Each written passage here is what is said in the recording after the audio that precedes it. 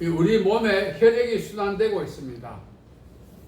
이 혈액이 단 1초라도 순환되는 것을 멈춘다면 우리 몸은 괴사되어 죽음에 이를 수밖에 없습니다. 그래서 끊임없이 이 혈류를 통해서 혈액이 순환되어야 생명 활동을 할 수가 있습니다. 식물 역시 마찬가지입니다. 뿌리로부터 자양 성분이 공급되는데 단 1초만 멈춘다 할지라도 식물의 성장은 멈추고 식물에 달려있는 곡식과 열매는 다 썩어지는 것입니다. 그래서 이 단절되지 말아야 할 것들은 지속적인 활동을 통해서 나름대로의 생명 활동을 해야 하는 것입니다. 그 생명 활동이 거친다면은 그 자체가 죽음인 것입니다. 그런데 우리가 살아가면서 단절되어야 할 것도 있습니다. 단절되지 않으면 안 될 것도 있지만 단절되어야 사는 것이 있습니다. 타의 추종을 불허하는 우량아로 태어났다 할지라도 그동안 어머니 태에서 자양 성분을 공급받던 탯줄을 잘라야 살아갈 수 있습니다. 만일 출생하고도 어머니 태 속에 있던 것처럼 탯줄을 자르지 않고 자양 성분을 공급받으려 한다면 얼마 가지 않아 죽습니다. 이처럼 단절되지 말아야 할 것도 있지만 단절되어야 할 것들도 있다는 것입니다. 생명 활동을 위해서는 단절되지 말아야 하지만 생명 활동을 위해서 단절되어야 할 것도 우리에게 있는 것입니다. 특히 우리 역시 마찬가지예요. 좋지 못한 습성, 행동, 습관 그걸 단절해야만 살아갈 수 있어요. 그 단절하지 않은 채 살아가다가는 비근한 말로 폐가 망신하는 것입니다. 그래서 우리가 살아가면서 지혜를 배우는데 단절되지 말아야 될 것들은 지속시키고 단절되어야 마땅한 것은 당연히 단절시켜야 그것이 우리의 생명 활동을 보장하는 하나님의 은총이라 할 수가 있는 것입니다. 방금 말씀드린 우량아, 요즘은 그런 말이 없습니다. 저희들 성장 때 우량아 선발 대회를 많이 했어요. 분유 회사에서 우량아를 선발해서 분유도 주고 상금도 줬어요. 그 우량아로 태어나도 어머니와의 연결고리인 탯줄을 잘라야 생존할 수 있는 것입니다. 우리 역시 그리스도인입니다. 신부는 그리스도인인데 생활이 그리스도인답지 못하다면 그걸 우리가 전련해야 하는 것입니다. 믿는 자답게 사는 것이 무엇인가? 말씀. 성령 충만. 물론 맞습니다. 그러나 우리가 믿는 자답게 그리스도인답게 사는 방법은 그리스도인이 되기 이전의 습성과 습관들 그 모든 행실을 사원을 단절해야 되는 것입니다. 그걸 우리는 장사 지낸다 그렇게 표현하고 있지. 오늘 우리가 믿음 좋은 사람들 열심히 교회에서 봉사하고 기도하고 선교하고 구제하고 그런 외형적인 것도 믿음 좋다 할 수 있지만 예수 믿기 이전의 습성들, 습관들, 행실들을 청산하고 말씀대로 사는 것이 믿음이 좋은 사람이다 그렇게 말할 수가 있는 것입니다. 예수님께서는 나무는 열매를 통해서 안다. 사과나무에 사과가 열리고 배나무에 배가 열려요. 그리스도인이라면 마땅히 성령의 열매가 맺혀야 합니다. 물론 열매에 대해서 성경은 많이 증거하고 있습니다만 우리는 성령의 열매를 맺어야 합니다. 성령의 열매를 맺는 방법은 예수 믿기 전에 계속 맺어왔던 예수님과 원수된 육신의 열매를 더 이상 맺지 않아야 하는 것입니다. 그래서 우리가 믿음 좋다, 그리스도인이다 이렇게 정의하는 것은 빌리버인이라 합니다. 이 빌리버인은 예수님을 닮아가는 것입니다. 예수님의 삶을 오늘 우리가 재현해서 살아가는 것입니다. 다시 말씀드리면 작은 예수로 이 세상을 살아가는 것입니다. 그래서 오늘 저와 여러분은 예수님 믿는 사람답게 그리스도인답게 살지 못하게 만드는 내 안에 있는 그런 모든 육신의 열매들을 우리는 이제는 더 이상 맺지 말아야 합니다. 예수님께서 요한복음 15장 5절에 보면 1절부터 5절에 하나님은 농부요 예수님은 포도나무 우리는 가지라 그랬어요. 농부 대신 하나님께서 열매를 더 많이 맺도록 하기 위해서 가지치기를 한다고 했습니다. 이걸 징계, 연단 뭐 여러 가지로 우리가 묘사할 수 있습니다. 그래서 우리가 신앙생활 가운데 감수할 수밖에 없는 감당하기 힘든 어려운 상황과 마음고생, 몸고생 이렇게 연루될 때마다 불평, 불만할 것이 아니라 하나님께서 가지치기 하신다 생각하고 내가 그리스도인이지만 그리스도인답게 살지 못하게 만드는 그 모든 것들을 정리하는 기회가 되어야 되는 것입니다. 하나님께서 우리에게 주시는 기회는 희망찬란한 상황이 아닙니다. 가슴앓이하고 마음고생, 몸고생하고 정말 그만 살고 싶을 정도의 고통스러운 환경을 하나님이 허락하시는 것은 우리가 마땅히 청산해야 할 것들, 그리스도인의 신분은 가졌지만 그리스도인답게 살지 못하게 하는 것들을 정리하시기 위해서 가지치게 하시는 것입니다. 그래서 히브리서 기자는 말하기를 징계를 당하거든 온전히 기쁘게 여기라고 이야기합니다. 징계는 다 받는 것이 아니라 있습니다. 사생아는 징계가 없다 했어요. 이 사생아는 포시키코스, 육에 속한 사람, 하나님과 관계없는 사람. 왜 우리가 마음고생, 몸고생 하게 하시는가? 하나님과 관계가 있기 때문에 그래요. 하나님이 우리를 사랑하시는 것은 복도 주시지만 때로는 징계도 하시고 연단도 하시는 것이 그 징계와 연단을 통하여 온전한 그리스도인으로 하나님의 사람으로 거듭나게 하시는 것입니다.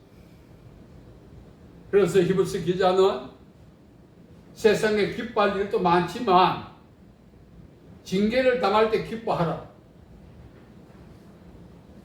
여러분, 우리가 살아가면서 오늘까지 그리스도인의 신분을 갖고 살아왔습니다.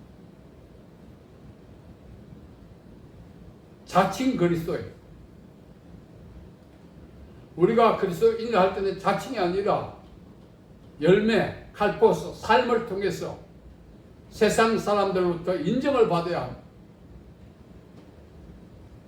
이야, 예수 믿는 사람 다르네. 그 표현은 당사자를 향한 것이 아니라 하나님을 향하여 영광을 돌리게 하시는 방법이에요. 오늘 우리 사회 속에 소금이라고 하는 그리스도인들이 20%가 넘습니다. 어떤 사람은 25%까지 간다고 합니다. 바닷물에 녹아있는 소금이 있죠. 그 소금의 농도는 3% 정도 됩니다. 그런데 짜다. 그런데 우리 사회에는 그리스도인이 20%, 25%의 소금이 있는데도 짜지도 않고 오히려 더 싱거워요. 이것은 그리스도인다운 삶을 우리가 살아가지 못하기 때문에 그렇습니다. 너희는 먹든지 마시든지 무엇을 하든지 다 하나님의 영광을 위하여 하라고 말씀하세요.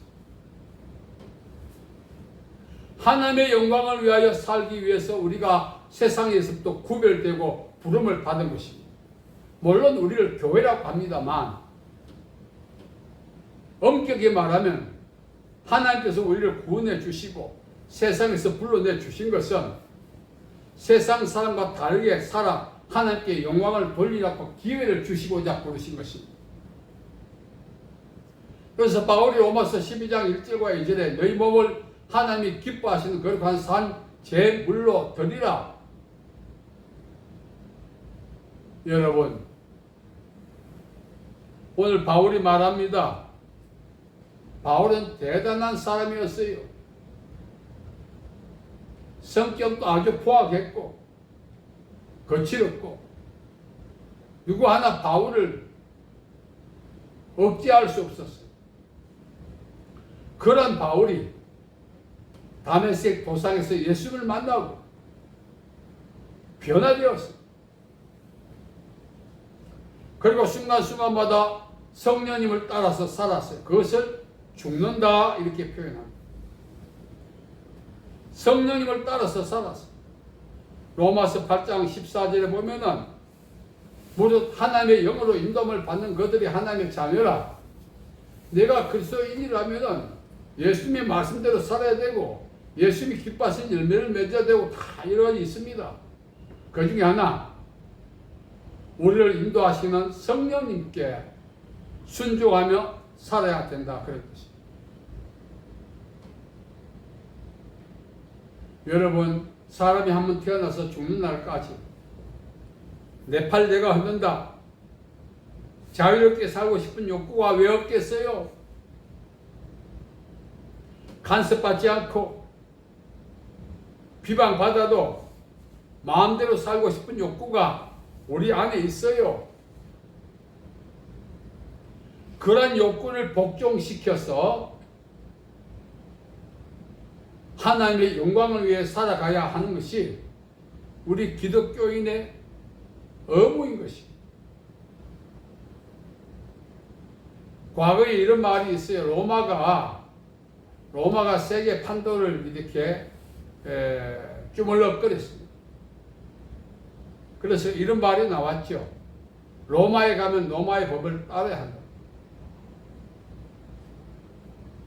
세상 사람들도 양식이 있어서 나라의 법에 순종합니다. 더군다나 우리는 그리스도의 법에 순종해야 돼요. 그리스도의 법이 무엇입니까? 하나님의 영광을 위해 사는 것이, 성령님을 따라 사는 것이, 성경이 우리에게 어떻게 살아야 할지 지침서예요. 그래서 복 있는 사람은 주야로 하나님의 말씀을 묵상하고 죄인의 길을 서지 않고 악인의 길을 따르지 않고 오만한 자리에 자리 앉지 않는다 이렇게 말합니다. 오늘 내가 그리스도인이라고 하는 것은 목사, 장로, 권사, 집사, 교회 이 자칭 라이센스가 아니라 세상 사람들이 인정해주는 그런 말미암아 하나님께 영광을 돌리는 삶을 살아야 그리스도인인 것입니다. 오늘 우리는 그리스도인이라 하면서 내 생각대로 살고 내 감정대로 살고 내 기분대로 살아왔어요. 더 나아가서 내 욕심대로 살았어요. 이것은 그리스도인이 아닙니다.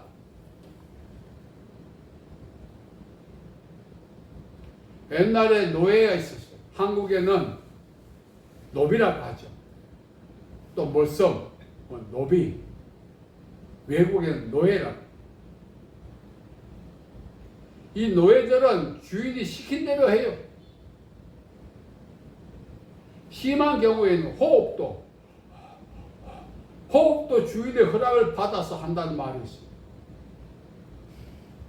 우리는 우리 마음대로 말하고 생각대로 말하고 욕심대로 행하고, 혹자는 우리 예수 믿는 사람을 그리스도의 노예, 그리스도의 일꾼 그렇게 말합니다. 그러면서도 지 마음대로 사는 거예요. 이거는 그리스도의 노예, 그리스도의 일꾼이 아닌 것입니다. 그리스도의 사람도 아닌 것입니다. 오늘 우리가 참으로 그리스도인답게 살기 위해서 해야 될 일이 있어요. 그것이 바로 바울이 말했습니다. 나는 날마다 죽는다. 이거는 마음을 비우고 생각을 비우는 것이 아니라 자기의 자유의지, 이걸 하나님께 복종시켰다는 것입니다. 예수님의 일꾼으로, 예수님의 노예로 살았다는 것입니다. 우리 역시 그렇게 살아야 되지 않겠습니까? 감정대로 살고 욕심대로 살고 기분대로 살고 분위기대로 살고, 이건 그리스도인이 아닌 것입니다. 세상 사람도 주의하며 살아요. 아무리 감정이 격해도 감정을 주저앉히고 살아요. 우리는 마음대로 살아요. 그래서 오늘 바울의 말을 기억하면서 성령님을 따라 살아야 돼요. 죽는다 말은 진짜 죽는 것이 아니라 주도권, 내가 하고 싶은 말, 생각대로, 욕심대로, 보이는 대로 살던 것들을 성령님께 맡겨서 이끌려 산다. 그런 뜻입니다. 여러분, 언젠가 우리 모두가 하나님 앞에 설 날이 올 거예요. 섰을 때 이 땅에 사는 날 동안 네 마음대로 살았느냐? 심판받습니다. 성령님께 늦었지만 주도권을 맡기고 산다면 하나님의 위로를 받을 것입니다. 그래서 많이 늦었습니다. 그래도 이제라도 우리가 성령님을 따라서 살자, 그 말씀을 드리고 싶은 것입니다. 성령님은 파라클레토스, 하나님의 깊은 것을 통달하시고 우리에게 어떻게 사는 것이 하나님을 기쁘게 사는 것인지를 알려주시고 지도하시고 이끌어 가시는 것입니다. 그래서 이렇게 살면 기뻐하시겠지가 아니라 성령을 따라 살면 기뻐하시겠지. 그렇게 돼야 됩니다. 오늘 기독교인들이 문제가 왜 많습니까? 자기 생각을 그대로 살면 하나님 기뻐하실 줄 알아.